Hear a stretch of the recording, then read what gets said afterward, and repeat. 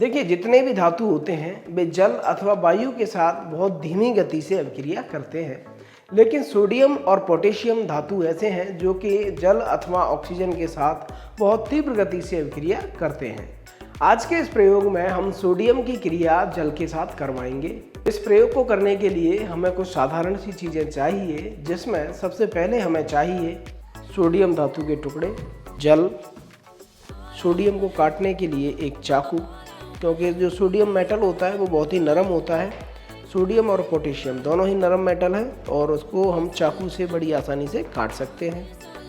रुई चाहिए, एक 250 ml का बीकर चाहिए और परीक्षण करने के लिए हमें लिटमस पत्र चाहिए।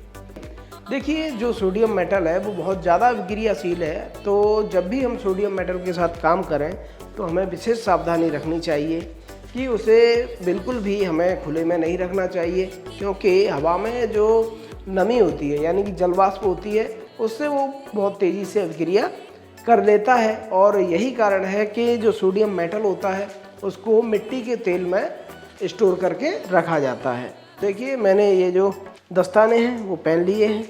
अब इसमें से एक सोडियम मेटल का टुकड़ा निकाल लेते हैं।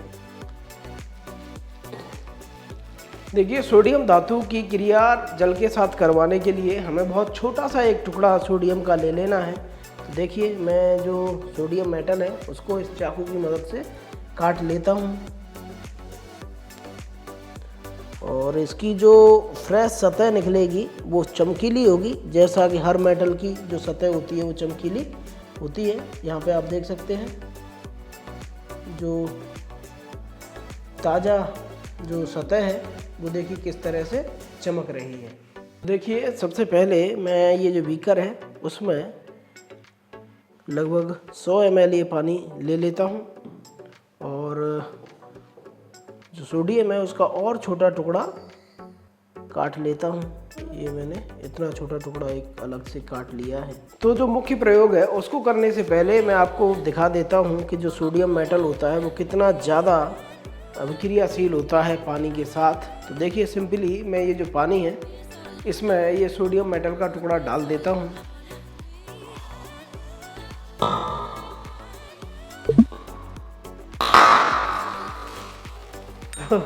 आपने देखा कि जो सोडियम मेटल है वो कितना तेज़ी से अभिक्रिया करता है। तो देखिए, अब मैं ये जो कॉटन है इसका छोटा सा टुकड़ा ले लेता हूँ और अब इसमें ये जो सोडियम मेटल है इसको ऐसे लपेट देंगे इस तरह से। देखिए, ऐसे। और अब ये जो सोडियम मेटल है इसको मैं डाल दूंगा इस बीकर के अंदर।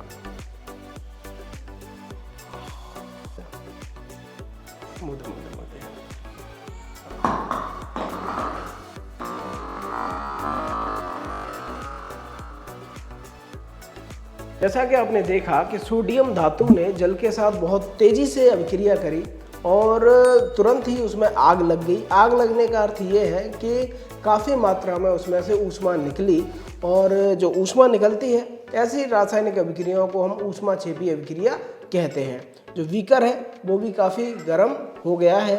तो अब हम जांच कर लेते हैं कि जो बनने वाला पदार्थ है वो क्षारीय है अथवा अम्लीय है। देखिए, जो रुई है उसको मैं बाहर निकाल लेता हूँ और यहाँ ऐसे वॉच ग्लास में रख देता हूँ। सबसे पहले मैं इसकी जांच करूँगा नीले लिटमस पत्र से। तो जैसा कि आप जानते हैं कि जो नीले लिटमस पत्र होते हैं वो किसी अम्ल की जांच करने के काम आते हैं। तो यदि ये बनने वाला पदार्थ अम्लीय होगा तो जो नीला लिटमस पत्र है वो लाल हो जाएगा। लेकिन जैसा कि आप यहाँ देख सकते हैं कि इस लिटमस पत्र में कोई भी बदलाव नहीं हुआ है। तो अब हम जांच कर लेते हैं लाल लिटमस पत्र से। और यहाँ पे आप देखिए, एक लिटमस पत्र मैं इसमें से ले लेता हूँ।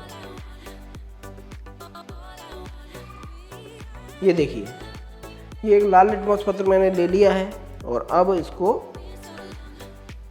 इस विलयन में डालने वाला हूँ। जैसा कि आप जानते हैं कि जो लाल लिटमस पत्र होते हैं वो क्षारों की जांच करने के काम आते हैं। अगर ये क्षारीय है तो इसका रंग नीला हो जाएगा ये देखिए, आप बिल्कुल स्पष्ट रूप से यहाँ देख सकते हैं कि हमारा जो लिटमस पत्र है उसका रंग नीला हो गया है। आप देख पा रहे हैं। तो हम कह सकते हैं कि जो सोडियम मेटल होता है वो जल के साथ अभिक्रिया करके एक क्षारीय पदार्थ बनाता है, जिसको हम इस तरह से एक रासायनिक अभिक्रिया के रूप में लिख सकते हैं।